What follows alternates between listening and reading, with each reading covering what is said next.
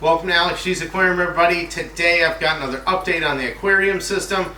I'm going to be going through my fish room and all the auxiliary aquariums that support the 4,200 gallon display. There is a lot to go through, so I'm going to go through it pretty quickly. I've put everything up on the screen. I'm going to cover in order. If you have a question on something specific, please leave it in the comments down below. I'm trying to answer it as best that I can. Now, when you go in the fish room, the very first thing I have to mention is my utility sink. Every single day I use my utility sink, and it is one of the most important tools to have. Now, I've modified this utility sink to be on stilts. The reason being is that even in my 20s and 30s working in utility sinks, having to lean over or arch your back to work in them, I always got some lower back pain, and I didn't want that anymore. So when I stand at this utility sink, I can actually touch the bottom of it without having to lean or arch my back, and it has just been wonderful. I've also added a custom 5-gallon trap underneath the sink. This allows sand or rock or other debris that I don't want in the plumbing of the house to safely fall into that bucket, and then I simply pull that bucket out, clean it out once in a while. So it's just another great feature. I've got a lot of workbench space here as well. It's always a bit of a mess because that's just how it is. When you got a fish room you're always working in. But overall, this utility sink is an integral part of the fish room. Next, I want to talk about the sump systems. There's a primary sump that's a 265 gallon HDPE sump and a 500 gallon EDPM pond liner sump that are interconnected with a 4-inch line. These are the sump tanks that handle all drainage for the main aquarium system. And with that, I have enough capacity to where even if I lost power, all the tanks can drain back and I still have plenty of sump capacity. Now the secondary sump is more just water capacity. There's some live rock and live sand, and occasionally I put some carbon in there. But other than that, it's just return pumps for my main display and one of the auxiliary tanks I'll be talking about today. In the primary sump though, all drains lead here, and there's a lot going on in this sump compared to every other tank in the system. My Apex controller is here. This helps me just monitor things, and also has a few safety measures built in to where something like an overtemp event happens or a piece of equipment shuts off or goes out of range, it will shut things off and it'll send me alerts. And that's primarily what I use my Apex for. There's also some lights that are on a controller that it has. And it has been doing a great job for many years for my aquarium systems. I've also got my DIY radiant heating system here using a PEX coil. That is working great, although it's summertime and not much is really happening with that right now. And then I have got my UV sterilizer. It's an 80 watt high output UV sterilizer, and I've had this on previous systems. It is very undersized for what it really needs to be for a system like this. However, I do notice a difference in water clarity and skimmer foam production when it's running. I've also got my DIY protein skimmer, which is one of my primary pieces of filtration in this aquarium system. It's a gravity-fed DIY protein skimmer made from a 60-gallon inductor tank that's HDPE with a custom skimmer cup made out of PVC. Now, this skimmer is one of the best DIY projects I've ever built. I've continued to evolve it. I've got DIY needle wheels in here. One is still one of my original hand-built ones out of acrylic, and I've also put a 3D printed model in to try it out. Both are working wonderfully, and I could fill this skimmer cup up approximately once a week now, in part due to adding a Damper AP40 air pump, which directly injects air into both of the skimmer venturis. And this just increases the air volume and air pressure of the skimmer, and has really cranked it up to be a high performance skimmer. I've been very happy with the results I'm getting. Now, with all this skimmate in here, it can really have a horrible, putrid, pukey smell. However, I started adding saturated kalkwasser solution to the skimmer cup, approximately 2 liters every week after I clean out the skimmer cup, that will take that smell and take it to more of an earthy odor. It's a lot better to deal with, and I know that it's been helping out a lot because, well, frankly, my wife isn't complaining when I clean the protein skimmer, because if I didn't put the Kalkwasser solution in, it would stink the whole house up very easily. There's also dosing on this sump system. I have this little 3-gallon Menards bucket that is doing trace element dosing with a Neptune dose. This is something new that I've started over the last few months, and I'm experimenting with trace element dosing. I've seen some positive results on some corals, kind of coming back or doing well, where I was having some struggles with SPS corals. So it's something I'm going to continue to try for a while and see how it works. I've also got my Geo's Reef commercial size calcium reactor. This is 12 by 18 with a secondary chamber. It is running off of a carbon doser regulator and a Camor peristaltic pump and continuous duty. And basically I balance out the flow of gas and water through this reactor to balance a 6.5 pH. I have modified this reactor in the last few months and have added a CO2 dissolving chamber, which is something that's available on new Geo's Reef reactors. And I have to say, since doing this modification, I've been able to crank this calcium reactor way up. All the CO2 gas stays in this dissolving chamber. I did have to add a ball valve to the original AC Seche pump to slow the flow down and keep the bubble here, but it saturates this reactor really nicely. I am going over 100 mils per minute of affluent out of this reactor, and I feel I can go way beyond that and still have a really nice system running. So this calcium reactor has been running wonderfully, and I'm super happy with it still. But that's not all the dosing. I've also got my Kalkwasser dosing, which originally was an Avast Marine Kalkster, but that poor thing was crying for help in January when I was pushing 24 liters of Kalkwasser through it per day. I've since upped the Kalkwasser significantly to keep up with demand in the system. I'm now dosing 37.5 milliliters per minute, and that's about 54 liters of Kalkwasser per day on top of the calcium reactor and the trace element dosing. So there's a lot going into this system, and to be honest, I'm probably going to need a lot more dosing as this aquarium gets filled in with coral and the demand continues to rise. But this 44-gallon brute trash can works similar to a Kalkster. I am using a Hydros Sol to inject RODI water to the bottom of this garbage can.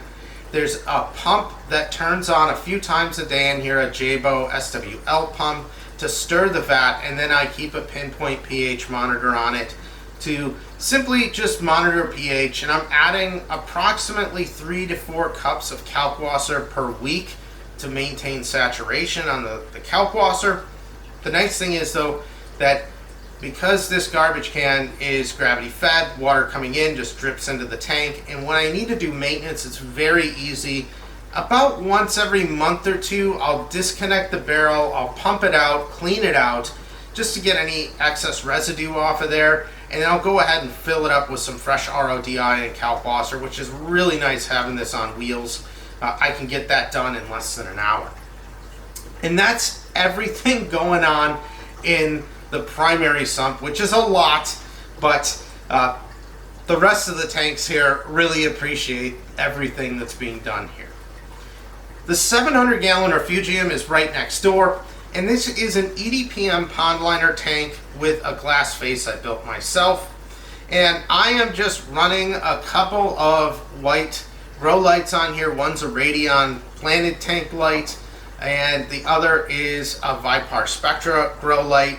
Both have been growing macroalgae wonderfully. I've got Chaeto, Caulerpa, many species of red macroalgae, and of course some hair algae growing in there. There's even a big colony of Halimeda that's growing in here too. And in this tank, I also have a spearing mantis, which is a little shy right now. And I had an enormous aptasia problem, maybe 10,000 or more aptasia in here, which have been diminished probably by more than 75% over the last few months because I've introduced Bergia nudibranchs into this tank. And I put them in here because I wanted to give them a safe place to start multiplying. And over the last month or two, I've started relocating them to other tanks in the fish room that have a lot of aptasia, as well as starting to seed some into the display tank to go ahead and tackle those aptasia. They are great natural predator. It just is you're playing a long game with these guys as they take some time to eat those aptasia.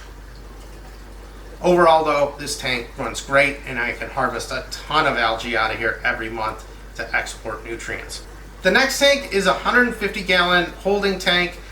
I am currently housing some fish in here, a queen angel, a harlequin tusk, and a coral beauty.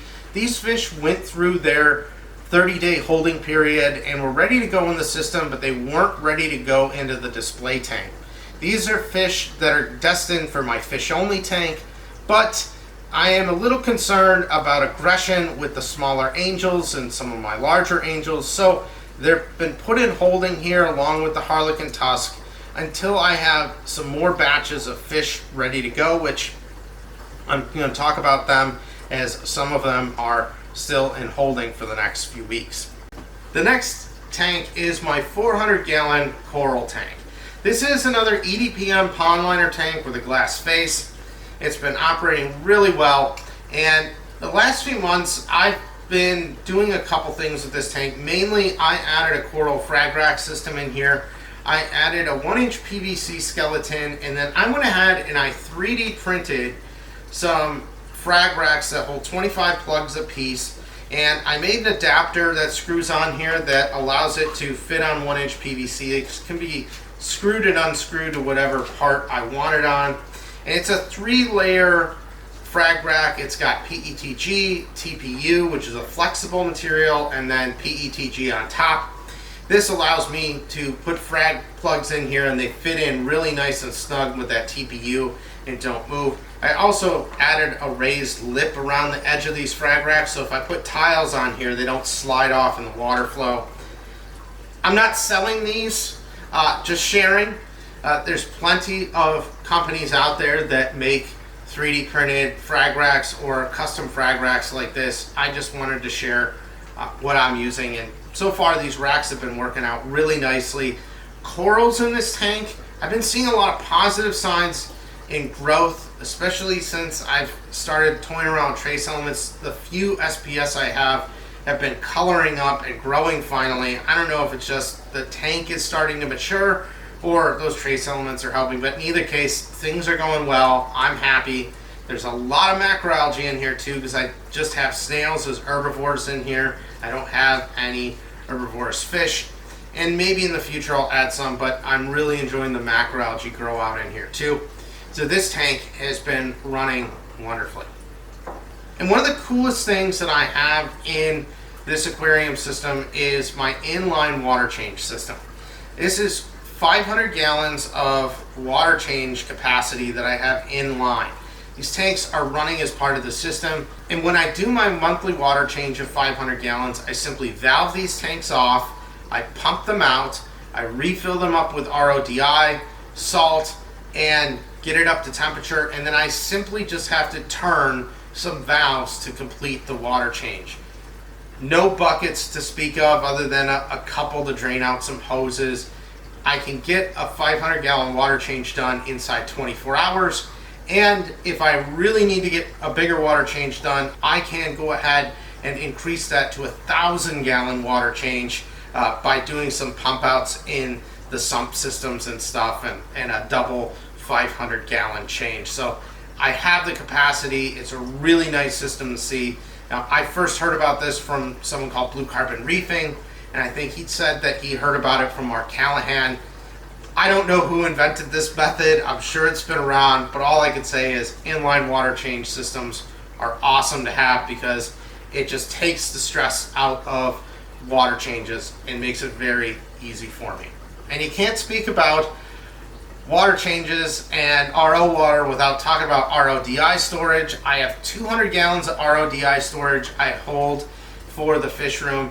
This is for top off on the tanks, for feeding my kalkwasser vat, and also for any kind of general cleaning or water changes on auxiliary tanks, I keep this water around. Generally, I'm going through about 50 to 150 gallons of RODI a week. Just depends on what that I am working on throughout the week. So it works out quite nicely to have. Of course, you gotta have an RODI system, and I have got a massive one. This is a custom 2,600 gallon per day rated RODI system that was built by Champion Lighting and Supply. I had them build this for me, and I've had it about a year and a half now. It has been a wonderful RO system to have. It's 5 stages. It's got a pre-filter, 2 cubic feet of carbon followed by another pre-filter, then a booster pump, the RO membrane, and then a cubic foot of DI resin. It has been making 0 TDS water for over a year and a half. I've just done pre-filter and carbon maintenance on it so far, and it's been working great. And I did purchase this unit on my own. It wasn't sponsored or anything like that, but I will say if you're looking for a large RODI system and you're looking for something custom or want to explore options, I'd reach out to Champion Lighting and Supply, talk to Todd there, and see if he can build you something that will suit your needs. And that's everything covering the main fish system that supports the 4,200 gallon aquarium. But there are some auxiliary tanks here I want to mention. First up, I've got a 25 gallon lagoon tank. This is just a little tank. I've got some corals in it and macroalgae. There's also a cherry corals, candy corn anemone, which is a flavor of a sunburst anemone. I've had it for many years. Of course, will not split for me, and I just want to keep it in this tank for right now. So it's just a cool little tank to have. I've also got fish holding, and my first fish holding tank is a 100 gallon capacity tank. Right now I'm holding 5 Biota Marine yellow tangs in there, and also a couple of flame angels. These have been great fish to have in here, and for the most part they're getting along pretty good. They'll be in here for at least 30 days before they're ready to be put into the main system, which of course the yellow tangs are going to get moved to that 150 to grow out bigger before they can go in with some of the bigger tanks in the main reef display. This fish system has been great for holding, although it has some drawbacks. Keeping a lot of fish that are very aggressive towards each other, like larger tangs together or larger angels together, and getting them large and putting them in there together is not going to work well in a 100 gallon tank, nor things like groups of damsels. I've tried it. I've had, the 2-week honeymoon period for damsels ends and they start killing each other. So I needed another fish holding system to give me a different type of holding situation. And that is why I went ahead and I built a 200 gallon capacity fish holding system. This consists of a 120 gallon HDPE sump and 5 20 gallon long tanks. I've drilled those all out. I put them on a manifold for a drain and a return. Real simple. It's got some live rock, live sand, a heater, and a skimmer, and that's it. I keep tops on everything to minimize evaporation, so maybe 5 gallons every week and a half I evaporate out of here. Right now I've got 4 purple pseudochromis, which are a perfect example of fish that you could never put in holding together in a 100 gallon tank because they just kill each other. I've also got a couple of Eblei angels, another coral beauty in here, and female bird nose wrasse and a cleaner wrasse too. So I've got a variety of fish in here.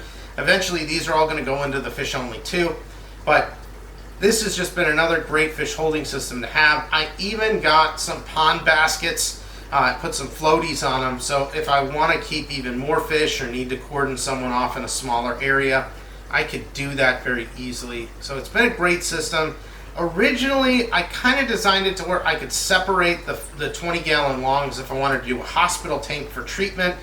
Although in hindsight, after I built the system, if I have somebody that's not doing well and is sick and needs treatment, I think I'm just going to move them into a separate tank to treat them and kind of move them away from everyone else as well, so that I don't have to worry about cross-contamination with disease spreading. And that's it. That is everything in the fish room, the auxiliary tanks and systems that help support the 4,200 gallon display. There's a lot more stuff going on back there with electrical systems and humidity control systems and backup and emergency plans, but that's all stuff for other videos. Again, if you have a comment or a question on something specific in the fish room, leave it in the comments down below. I'll try to answer it as best I can. And if you like the video today, go ahead, give it a thumbs up. You want to see more, hit subscribe. I'm making videos kind of randomly now as things come up with the system. I've been just really enjoying it, doing a lot of DIY projects and spending time with family. So videos kind of come secondary now. I'm also a fairly active member of the Reef Beef Discord. If you're looking for a reefing community out there, it's a great group of folks that really have a lot of passion for this hobby, and you get some great information. So check them out if you're looking for something like that. Thanks again for watching, everybody, and I'll see you on the next video.